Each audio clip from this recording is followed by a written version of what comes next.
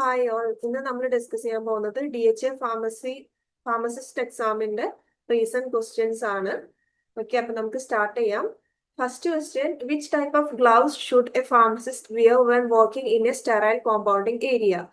A non sterile powdered gloves, B powder free sterile gloves, C double layered non sterile gloves, D latex household cleaning gloves.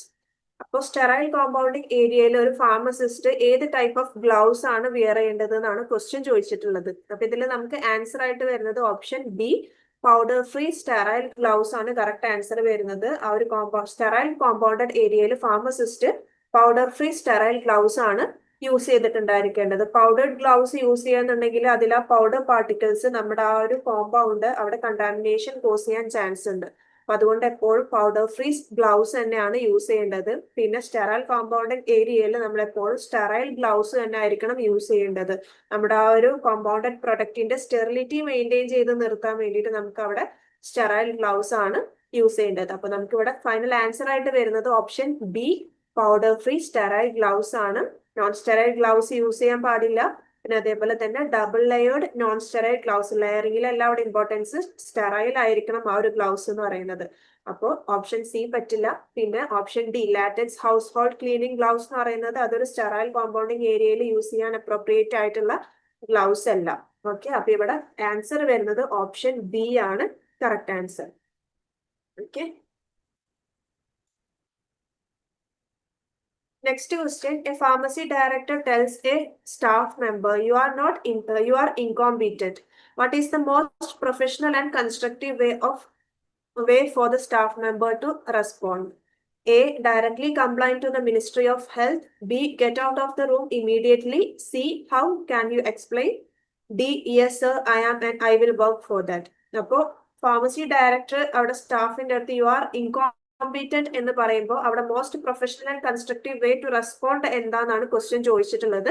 ഇവിടെ correct answer വരുന്നത് option C how can you explain ആണ്. ഇപ്പൊ നമ്മുടെ അടുത്ത് ആ ഒരു pharmacy director എന്ന് പറയാണ് യു ആർ ഇൻകോമ്പീറ്റന്റ് എന്ന് പറയുമ്പോൾ നമ്മൾ എങ്ങനെയാണ് എക്സ്പ്ലെയിൻ ചെയ്യാൻ പറയുന്നത്, നമ്മളെ പ്രോബ്ലം ഏത് ഏരിയയിലാണ് വരുന്നത് എന്നുള്ളത് നമ്മൾ അറിഞ്ഞിട്ടുണ്ടായിരിക്കണം.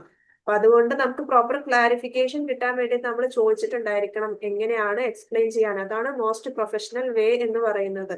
അതല്ലാതെ ബാക്കി ഓപ്ഷൻസ് നോക്കുകയാണെന്നുണ്ടെങ്കിൽ ഓപ്ഷൻ എ കൊടുത്തിട്ടുള്ളത് directly complaint to the ministry of health ആണ്. നമുക്ക് നമ്മുടെ പ്രോബ്ലം എന്താന്നുള്ളത് ലോക്കി അറിയാതെ ഡയറക്റ്റ് ഹയർ അതോറിറ്റീസിൽ പോയിട്ട് അവിടെ കംപ്ലൈന്റ് ചെയ്യുന്നത് പ്രൊഫഷണൽ വേ അല്ല. ആദ്യം നമ്മൾ അറിഞ്ഞിരിക്കണം എന്താണ് പ്രശ്നം എന്നുള്ളത്. പിന്നെ ബി പറയുന്നത് get out of the room immediately. നമ്മുടെ അടുത്തൊരു കാര്യം പറയുമ്പോൾ അത് പ്രോപ്പറായിട്ട് അഡ്രസ് ചെയ്യാതെ റൂമിലേക്ക് നിന്ന് പുറത്തു പോകുന്നത് പ്രൊഫഷണൽ വേ അല്ല. പിന്നെ ലാസ്റ്റ് വരുന്നതാണ് yes sir I am and I will work for that എന്ന് പറയുമ്പോൾ നമ്മൾ ഏത് ഏരിയയിൽ എന്താണ് നമ്മുടെ പ്രശ്നം എന്നുള്ളത് പ്രോപ്പർ ഒരു ക്ലാരിഫിക്കേഷൻ നമുക്ക് കിട്ടിയിട്ടുണ്ടായിരിക്കണം. അതല്ലാതെ നമ്മൾ അത് ഏറ്റെടുക്കുകയല്ല ചെയ്യേണ്ടത്, എന്താണെന്നുള്ളത് പ്രോപ്പർ ക്ലാരിറ്റി കിട്ടിയിട്ടുണ്ടായിരിക്കണം. അതുകൊണ്ട് നമുക്ക് most professional way of responding എന്ന് പറയുന്നത് option C how can you explain ആണ് കറക്റ്റ് ആൻസർ വരുന്നത്. Okay, next question: the pharmacist is assigned to work in a rural health setting. Which of the following competencies is most important for ensuring optimal pharmaceutical care in such an environment? A, ability to interpret laboratory test result and adjust therapy. B, ability to provide immunization and screen for chronic diseases. C, ability to dispense medications accurately and label properly. D, ability to communicate health information to patient with limited health literacy. അപ്പോൾ ഒരു rural health സെറ്റിംഗിലേക്ക് appoint ചെയ്തിട്ടുള്ള ഫാർമസിസ്റ്റിന്റെ most important quality എന്താന്നുള്ളതാണ് ചോദിച്ചിട്ടുള്ളത്. ഇവിടെ answer വരുന്നത് option D ability to communicate health information to patient with limited health literacy ആണ് കറക്റ്റ് ആൻസർ വരുന്നത്. ഒരു റൂറൽ ഏരിയ ആവുമ്പോൾ അവിടുത്തെ പേഷ്യൻസിന് അവിടെ പ്രോപ്പർ ഹെൽത്ത് ലിറ്ററസി ഒന്നും ഉണ്ടായിരിക്കില്ല. അവർക്ക് ഹെൽത്ത് റിലേറ്റഡ് നോളജ് കാര്യങ്ങളൊക്കെ വളരെ കുറവായിരിക്കും. അപ്പൊ നമ്മൾ ആ ഒരു പേഷ്യന്റിന്റെ ആ ഒരു ഡിസീസ് റിലേറ്റഡ് കാര്യങ്ങൾ അല്ലെങ്കിൽ മെഡിസിന്റെ ഡോസ് കാര്യങ്ങളൊക്കെ ആ ഒരു പേഷ്യന്റിന് അവർക്ക് അവരുടെ ആ ഒരു ലിമിറ്റഡ് ഹെൽത്ത് ലിറ്ററസി വെച്ചിട്ട് നമ്മൾ ഫാർമസിസ്റ്റ് വേണം അവർക്ക് പ്രോപ്പർ ആയിട്ട് എല്ലാം ക്ലിയർ ചെയ്ത് കൊടുക്കാൻ. അപ്പൊ അതെല്ലാം ഹെൽത്ത് ഇൻഫർമേഷൻസ് എല്ലാം പ്രോപ്പർ ആയിട്ട് കൺവേ ചെയ്യാനുള്ള ആ ഒരു എബിലിറ്റി അവിടെ ഫാർമസിസ്റ്റിന് ഉണ്ടായിരിക്കണം. അതാണ് മോസ്റ്റ് ഇമ്പോർട്ടന്റ് ആയിട്ട് അവിടെ ഒരു റൂറൽ ഹെൽത്ത് കെയർ സെറ്റിംഗിൽ നമുക്ക് ഇമ്പോർട്ടന്റ് ആയിട്ട് വരുന്നത്. ഓക്കെ, അപ്പൊ അതുകൊണ്ട് നമുക്ക് ഓപ്ഷൻ ഡി ആണ് കറക്റ്റ് ആൻസർ ആയിട്ട് ചൂസ് ചെയ്യാൻ പറ്റുന്നത്. Next question, hypertension and hypoxia primarily affect which of the following body systems? A. Respiratory system, B. Nervous system, C. Circulatory system, D. Digestive system. ഈ hyper tension അതേപോലെ hypoxia അവിടെ effect ചെയ്യുന്നത് circulatory സിസ്റ്റത്തിലാണ്. Hyper tension എന്ന് പറയുമ്പോൾ main ആയിട്ട് അവിടെ ഹാർട്ടിലും blood വെസലിലാണ് അവിടെ action വരുന്നുണ്ടായിരിക്കുക. പിന്നെ അതേപോലെ തന്നെ ഹൈപ്പോക്സിയ എന്ന് പറയുമ്പോൾ എന്താണ്, നമ്മുടെ ടിഷ്യൂസിൽ ഓക്സിജൻ ലെവൽ കുറയുന്ന ആ ഒരു കണ്ടീഷനാണ്. അപ്പൊ ആ ഒരു ബ്ലഡ് ആണ് നമ്മുടെ ആ ഒരു ടിഷ്യൂസിലേക്ക് ഓക്സിജൻ കാര്യങ്ങളൊക്കെ സർക്കുലേറ്റ് ചെയ്യാൻ ആവശ്യം വരുന്നത്. അപ്പൊ ആ ഒരു ഹൈപ്പോക്സിയ കണ്ടീഷൻ അവിടെ മെയിൻ ആയിട്ട് അവിടെ എഫക്ട് ചെയ്യുന്നത് സർക്കുലേറ്ററി സിസ്റ്റത്തിലാണ്. അപ്പൊ ഇവിടെ നമുക്ക് ഓപ്ഷൻ സി സർക്കുലേറ്ററി സിസ്റ്റം ആണ് കറക്റ്റ് ആൻസർ ആയിട്ട് ചൂസ് ചെയ്യാൻ പറ്റുന്നത്. Next question, which of the following anti-metabolite drug is commonly administered on weekly basis for autoimmune conditions such as rheumatoid arthritis?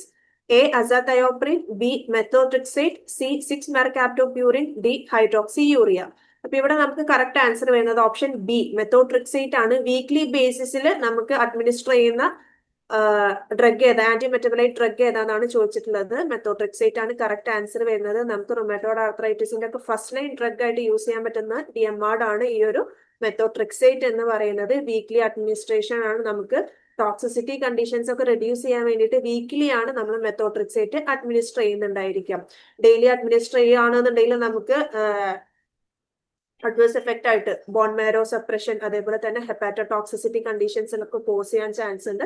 അപ്പൊ അതെല്ലാം റെഡ്യൂസ് ചെയ്യാൻ നമ്മൾ വീക്ക്ലി അഡ്മിനിസ്ട്രേഷൻ ആണ് prefer ചെയ്യുന്നത്. പിന്നെ ഓർത്തിരിക്കേണ്ട ഒരു കാര്യം പറയുന്നത് മെത്തോട്രിക്സേറ്റ് എടുക്കുന്ന പേഷ്യൻസിന് നമ്മൾ ഫോളിക് ആസിഡ് സപ്ലിമെന്റ്സ് കൊടുക്കുന്നുണ്ടായിരിക്കും. സെയിം ഡേ അഡ്മിനിസ്റ്റർ ചെയ്യാൻ പാടില്ല. ഓൺ ദി അതർ ഡേ ആണ് നമ്മൾ ഫോളിക് ആസിഡ് സപ്ലിമെന്റ്സ് എടുക്കുന്നുണ്ടായിരിക്കും. ഓക്കെ, ബാക്കി അസാതയോപ്രിൻ അതേപോലെ 6-mercaptopurine ഹൈഡ്രോക്സിയൂറിയ ഒക്കെ ഡെയിലി ആണ് അഡ്മിനിസ്ട്രേഷൻ വരുന്നത്. Next question, a patient present with the symptoms of runny nose, sneezing and itching, especially during seasonal changes. Which of the following immune cell is primarily responsible for initiating this type of allergic reactions? A. mast cell, B. neutrophil, C. monocyte, D. eosinophil. അപ്പൊ ഈ ഒരു symptoms ആയിട്ടുള്ള runny nose, sneezing, etching കാര്യങ്ങളൊക്കെ indicate ചെയ്യുന്നത് നമ്മുടെ allergic rhinitis condition ആണ് അവിടെ indicate ചെയ്യുന്നത്. ഇത് IgE മീഡിയേറ്റഡ് ഹൈപ്പർ സെൻസിറ്റിവിറ്റി റിയാക്ഷൻസിൽ പെടുന്നതാണ്. അപ്പൊ മെയിൻ ആയിട്ട് ഈ ഒരു റണ്ണി നോസ്, സ്നീസിങ്, ഈച്ചിങ് കാര്യങ്ങളൊക്കെ ആ ഒരു ഹിസ്റ്റമിൻ റിലീസ് കാരണം കൊണ്ടാണ് നമുക്ക് അവിടെ കാണുന്നുണ്ടായിരിക്കാം. അപ്പൊ ആ ഒരു ഇതുമായിട്ട് കൂടുതൽ റിലേറ്റ് ചെയ്ത് വരുന്ന ആ ഒരു ഇമ്മ്യൂൺ സെൽ എന്ന് പറയുന്നത്, അതായിട്ട് റെസ്പോൺസിബിൾ ആയിട്ടുള്ള ഇമ്മ്യൂൺ സെൽ എന്ന് പറയുന്നത് ഓപ്ഷൻ എ മാസ്റ്റ് സെല്ലാണ്. നമുക്ക് ഈ ഹിസ്റ്റമിൻ എല്ലാം സ്റ്റോർ ചെയ്യുന്നത് മാസ്റ്റ് സെല്ലിലാണ്. ഗ്രാനുവലായിട്ട് അവിടെ മാസ്റ്റ് സെല്ലിലാണ് അത് ഫോം ചെയ്ത് സ്റ്റോർ ചെയ്ത് വെച്ചിട്ടുണ്ടായിരിക്കുക. അപ്പൊ ഈ ഒരു അലർജൻ ആയിട്ട് അവിടെ എക്സ്പോസ്ഡ് ആവുന്ന കണ്ടീഷനിൽ ഈ മാസ്റ്റ് സെല്ല് ബൗണ്ട് ആയിട്ട് നിൽക്കുന്ന IgE ആന്റിബോഡീസ് അവിടെ ട്രിഗർ ആയിട്ട് അവിടെ മാസ്റ്റ് സെല്ലിൽ നിന്ന് അവിടെ ഹിസ്റ്റമിൻ റിലീസ് അവിടെ വരുന്നുണ്ടായിരിക്കും. അപ്പൊ ആ ഒരു ഹിസ്റ്റമിൻ റിലീസ് കാരണം കൊണ്ടാണ് നമുക്ക് അവിടെ സ്നീസിങ്, ഇച്ചിങ് അതേപോലെ തന്നെ മ്യൂക്കസ് പ്രൊഡക്ഷൻ കാര്യങ്ങളൊക്കെ കാണിക്കുന്നുണ്ടായിരിക്കും. അപ്പൊ ഈ ഒരു കണ്ടീഷൻസ് കാര്യങ്ങൾക്ക് റെസ്പോൺസിബിൾ ആയിട്ടുള്ള ഇമ്മ്യൂൺ സെൽ എന്ന് പറയുന്നത് മാസ്റ്റ് സെല്ലാണ്. ബാക്കി ന്യൂട്രോഫിൽ എന്ന് പറയുമ്പോൾ നമുക്ക് ബാക്ടീരിയൽ ഇൻഫെക്ഷൻ പിന്നെ അതേപോലെ തന്നെ അക്യൂട്ട് ഇൻഫ്ലമേഷൻസ് കണ്ടീഷൻ ഒക്കെയാണ് ഇൻഡിക്കേറ്റ് ചെയ്യുന്നത്. മോണോസൈറ്റ് എന്ന് പറയുമ്പോൾ ക്രോണിക് ഇൻഫ്ലമേഷൻ ഇൻഡിക്കേറ്റ് ചെയ്യുന്നുണ്ട്. ഇസിനോഫിലും നമുക്ക് ഈ ഒരു റിയാക്ഷൻസ് അലർജിക് റിയാക്ഷൻസ് ആയിട്ട് റിലേറ്റ് ചെയ്ത് വരുന്നതാണ്. പക്ഷെ അത് ലേറ്റ് ഫേസ് ആണ് ഇസിനോഫിൽ വരുന്നത്. നമുക്ക് അവിടെ ഇനീഷ്യൽ ഫേസിൽ വരുന്നത് ആ ഒരു റെസ്പോൺസിബിൾ ആയിട്ട് വരുന്ന ഇമ്മ്യൂൺ സെൽ എന്ന് പറയുന്നത് മാസ്റ്റ് സെല്ലാണ്. ഓക്കെ, അപ്പൊ ഓപ്ഷൻ എ ആണ് correct answer.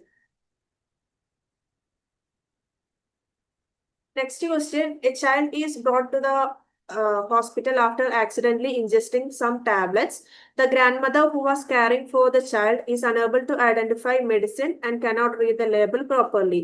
To obtain accurate information about the ingested drug, whom should the healthcare provider consult? A. the patient or the child, B. other household members, C. the housemaid or servant, D. the child's parent or legal guardians. അപ്പൊ ഇവിടെ ഒരു കുട്ടി accidentally tablets ingest ചെയ്ത് ഹോസ്പിറ്റലിലേക്ക് ഒരു paediatric emergency condition വരികയാണെന്നുണ്ടെങ്കിൽ നമ്മൾ അവിടെ ഇമ്പോർട്ടന്റ് ഇൻഫോർമേഷൻസ് ഗ്യാദർ ചെയ്യേണ്ടത് ആ ഒരു കുട്ടിയായിട്ട് ലീഗലി റെസ്പോൺസിബിൾ ആയിട്ടുള്ള ഒരു പേഴ്സന്റെ അടുത്തുനിന്നായിരിക്കണം. പിന്നെ അതേപോലെ തന്നെ നമുക്ക് ആ ഒരു വീട്ടിൽ ഏതൊക്കെ മെഡിസിൻസ് ആണ് ഉള്ളത് എന്നൊക്കെ അറിയുന്ന ഒരാളായിരിക്കണം. അത് എന്ന് പറയുന്നത് മോസ്റ്റ്ലി ആ കുട്ടിയുടെ പാരന്റ്സ് അല്ലെങ്കിൽ ലീഗൽ ഗാർഡിയൻസിനായിരിക്കും അതിനെ പറ്റിയിട്ടുള്ള ഇൻഫോർമേഷൻസ് കാര്യങ്ങൾ അറിയുന്നുണ്ടായിരിക്കുക. അപ്പൊ നമുക്ക് ഇവിടെ ആൻസർ വരുന്നത് option D, child's parent or legal guardians ആണ്. അതല്ലാന്നുണ്ടെങ്കിൽ ഇപ്പൊ എൽഡർ സിബ്ലിങ്സ് ആരെങ്കിലും ഉണ്ടെന്നുണ്ടെങ്കിൽ അവർക്കൊക്കെയാണ് കുറച്ചുകൂടെ അക്യുറേറ്റ് ആയിട്ട് ഇൻഫർമേഷൻസ് നമുക്ക് പ്രൊവൈഡ് ചെയ്യാൻ പറ്റുള്ളൂ. അപ്പൊ അവരുടെ അടുത്താണ് ഹെൽത്ത് കെയർ പ്രൊവൈഡേഴ്സ് കാര്യങ്ങൾ ചോദിച്ച് മനസ്സിലാക്കിയിട്ടുണ്ടായിരിക്കേണ്ടത്. ബാക്കി കുട്ടിയുടെ അടുത്ത് ചോദിച്ചാൽ നമുക്ക് കറക്റ്റ് ആയിട്ട് പറയാൻ പറ്റുന്നുണ്ടായിരിക്കില്ല. കുട്ടിക്ക് ഹൗസ് ഹോൾഡ് മെമ്പേഴ്സ് വേറെയുള്ള മെമ്പേഴ്സിനും കറക്റ്റ് ആയിട്ട് അറിയുന്നുണ്ടായിരിക്കില്ല. അതേപോലെ തന്നെ സെർവന്റിന്റെ കേസ് ആണെന്നുണ്ടെങ്കിലും നമുക്ക് ഈ സിറ്റുവേഷൻസിലൊക്കെ ഇൻഫർമേഷൻസ് ഗ്യാദർ ചെയ്യേണ്ടത് ആ കുട്ടിയായിട്ട് ലീഗലി റെസ്പോൺസിബിൾ ആയിട്ടുള്ള ഒരു പേഴ്സന്റെ അടുത്തുനിന്നായിരിക്കണം. അപ്പൊ അതുകൊണ്ട് നമുക്ക് option D, child's parent or legal guardian ആണ് കറക്റ്റ് ആൻസർ ആയിട്ട് വരുന്നത്.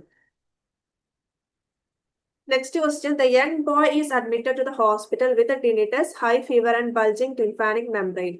Which of the following is the most appropriate initial treatment? A. Amoxicillin, B. Ciprofloxacin, C. Erythromycin, D. Metronidazole. അപ്പൊ ഇതിലെ സിംറ്റംസ് എന്ന് പറയുമ്പോൾ tinnitus, high fever, bulging tympanic membrane ഒക്കെ അവിടെ indicate ചെയ്യുന്നത് അക്യൂട്ട് ഓട്ടൈറ്റിസ് മീഡിയ ആണ്. നമുക്ക് അവിടെ ഈ കണ്ടീഷനാണ് അവിടെ ഇൻഡിക്കേറ്റ് ചെയ്യുന്നത്. അത് കുട്ടികളിലൊക്കെ കോമൺ ആയിട്ട് കണ്ടുവരുന്ന മിഡിൽ ഇയർ ഇൻഫെക്ഷൻ ആണ്. അപ്പൊ അതിന് നമ്മൾ ഫസ്റ്റ് ലൈൻ ആയിട്ട് കൊടുക്കുന്ന ആന്റിബയോട്ടിക് എന്ന് പറയുന്നത് ഓപ്ഷൻ എ, അമോക്സിസിലിൻ ആണ്. ഓക്കെ, അപ്പൊ ഓട്ടൈറ്റിസ് മീഡിയ ആ കണ്ടീഷനിൽ ഫസ്റ്റ് ലൈൻ ആയിട്ട് നമുക്ക് കുട്ടികളിൽ കൊടുക്കുന്നത് ഓപ്ഷൻ എ, അമോക്സിസിലിൻ ആണ്. Next question, a patient is identified as a cytochrome 2d6 poor metabolizer. What is the expected effect on codeine therapy considering its metabolic pathway? A. Increased conversion of codeine to morphine leading to toxicity. B. Decreased conversion of codeine to morphine resulting in reduced analgesic effect. C. No effect on codeine metabolism. D. Enhanced excretion of morphine through the kidneys. അപ്പോൾ cytochrome 2d6 poor metaboliser ആണ് എന്നുണ്ടെങ്കിൽ അവിടെ എന്തായിരിക്കും effect കാണിക്കുന്നുണ്ടായിരിക്കുക? ഇവിടെ answer വരുന്നത് option B, decreased conversion of codeine to morphine resulting in reduced analgesic effect ആണ്. കാരണം നമുക്കറിയാം ഈ കൊഡെയിൻ എന്ന് പറയുന്നത് എന്താണ്? അതൊരു പ്രോഡ്രഗ് ആണ്. അത് അതിന്റെ ആക്റ്റീവ് ഫോം ആയിട്ടുള്ള മോർഫിനിലേക്ക് കൺവേർട്ട് ആയി കഴിഞ്ഞാലാണ് ആ മോർഫിൻ ആണ് അവിടെ അനാൽജസിക് എഫക്റ്റ് കാര്യങ്ങൾ കാണിക്കുന്നത്. അപ്പൊ ഈ ഒരു കൊഡെയിൻ ടു മോർഫിൻ കൺവേർഷനെ ഹെൽപ്പ് ചെയ്യുന്ന എൻസൈമാണ് സൈറ്റോക്രോം 2d6 എന്ന് പറയുന്നത്. അപ്പൊ സൈറ്റോക്രോം 2d6 പുവർ മെറ്റബലൈസർ ആണെന്നുണ്ടെങ്കിൽ ഈ ഒരു കൊഡെയിൻ ടു മോർഫിൻ കൺവേർഷൻ അവിടെ സ്ലോ ആയിട്ടായിരിക്കും നടക്കുന്നത്. അതുകൊണ്ട് നമുക്ക് അവിടെ ആ ഒരു പേഷ്യന്റിന് റെഡ്യൂസ്ഡ് അല്ലെങ്കിൽ നോ അനാൽജസിക് എഫക്റ്റ് ആയിരിക്കും എൻഡ് റിസൾട്ട് ആയിട്ട് കാണിക്കുന്നുണ്ടായിരിക്കുക. ഓക്കെ, ഓപ്ഷൻ ബി ആണ് കറക്റ്റ് ആൻസർ. ഇനിയിപ്പോ റാപ്പിഡ് മെറ്റബലൈസർ ആണെന്നുണ്ടെങ്കിലാണ് നമുക്ക് അവിടെ ഓപ്ഷൻ എ പറയാൻ പറ്റുക, increased conversion of codeine to morphine leading to toxicity. Cytochrome 2d6 rapid metaboliser ആണെന്നുണ്ടെങ്കിൽ അവിടെ പെട്ടെന്ന് തന്നെ കൊഡെയിൻ ടു മോർഫിൻ കൺവേർഷൻ നടക്കും. അങ്ങനെ നടന്നാൽ അവിടെ ടോക്സിസിറ്റി കണ്ടീഷൻസ് വരാൻ ചാൻസ് ഉണ്ട്. അപ്പൊ പുവർ മെറ്റബലൈസർ ആണെന്നുണ്ടെങ്കിൽ പതുക്കെയാണ് ആ ഒരു കൺവേർഷൻ നടക്കുള്ളൂ. അതുകൊണ്ട് നമുക്ക് വിചാരിച്ച അത്ര ആ ഒരു അനാൽജസിക് എഫക്ട് നമുക്ക് കിട്ടത്തില്ല. ഓക്കെ, അപ്പൊ ഇവിടെ കറക്റ്റ് ആൻസർ വരുന്നത് ഓപ്ഷൻ ബി ആണ്. Last question, what is the primary role of bentonite in the formulation of calamine lotion? A. Act as a colouring agent. B. Functions as a preservative. C. Serves as a suspending agent. D. Works as a humectant. അപ്പൊ calamine ലോഷനിൽ ബെൻറ്റോനൈറ്റിന്റെ role എന്താണെന്നാണ് ചോദിച്ചിട്ടുള്ളത്. Correct answer it serves as an suspending agent ആണ്. ഇപ്പൊ നമുക്ക് ഈ calamine ലോഷനിൽ insoluble particles ആയിട്ടുള്ള ഈ കലാമിൻ, അതേപോലെ തന്നെ സിങ്ക് ഓക്സൈഡ്, ഇതിനൊക്കെ ആ ഒരു ലോഷനിൽ ഈവൻലി ഡിസ്ട്രിബ്യൂട്ട് ചെയ്ത് നിർത്താൻ വേണ്ടിയിട്ട് ഹെൽപ്പ് ചെയ്യുന്നതാണ് ഈ ഒരു ബെൻറ്റോനൈറ്റ് എന്ന് പറയുന്നത്. സെറ്റിലിംഗ് കാര്യങ്ങളൊക്കെ പ്രിവെന്റ് ചെയ്യാൻ ഹെൽപ്പ് ചെയ്യുന്നതാണ്. ഓക്കെ, അപ്പൊ ബെൻറ്റോനൈറ്റ് എന്ന് പറയുന്നത് സസ്പെൻഡിങ് ഏജന്റ് ആണ്. പിന്നെ നമുക്ക് കലാമിൻ ലോഷനിൽ കളറിംഗ് ഏജന്റ്, ഈ കലാമിൻ ഇറ്റ്സെൽഫ് അവിടെ ആ ഒരു ലോഷനിൽ പിങ്ക് കളർ കൊടുക്കുന്നുണ്ട്. അത് എന്ന് പറയുമ്പോൾ ഈ കലാമിൻ എന്ന് പറയുമ്പോൾ അത് mixture of zinc oxide and ferric oxide ആണ്. അപ്പൊ അതിൽ ആ ഒരു ഫെറിക് ഓക്സൈഡ് ആണ് കലാമിന് അവിടെ ആ ഒരു പിങ്ക് കളർ കൊടുക്കുന്നത്. ഓക്കെ, അപ്പൊ കളറിംഗ് ഏജന്റ് ആയിട്ട് നമുക്ക് കലാമിൻ തന്നെ കളർ കൊടുക്കുന്നുണ്ട്. പിന്നെ അതേപോലെ നെക്സ്റ്റ് പ്രിസർവേറ്റീവ് ആയിട്ട് നമ്മൾ കലാമിൻ ലോഷനിൽ യൂസ് ചെയ്യുന്നത് ലിക്വിഫൈഡ് ഫീനോൾ ആണ്. ലാസ്റ്റ് വൺ ഹ്യൂമക്ടന്റ്, നമുക്ക് മോയ്സ്ചർ കണ്ടന്റ് റീറ്റെയിൻ ചെയ്യാൻ അവിടെ യൂസ് ചെയ്യുന്നത് ഗ്ലിസറിൻ ആണ്. ഓക്കെ, അപ്പൊ കലാമിൻ ലോഷനിലെ ഈച്ച് ആൻഡ് എവറി കോൺസ്റ്റിറ്റ്യുവൻസും അതിന്റെ യൂസും എന്താന്നുള്ളത് പഠിച്ചിട്ടുണ്ടായിരിക്കണം. ഓക്കെ, ഇതുപോലെയുള്ള റീസെന്റ് ക്വസ്റ്റ്യൻ ഡിസ്കഷൻ നമ്മുടെ കോച്ചിങ്ങിൽ അവൈലബിൾ ആണ്. അപ്പൊ കോച്ചിങ് റിലേറ്റഡ് അല്ലെങ്കിൽ മറ്റ് ഡാറ്റ ഫ്ലോ റിലേറ്റഡ് ക്വറീസ് എന്തെങ്കിലും ഉണ്ടെങ്കിൽ please do contact CMA D Tech online academy. Thank U.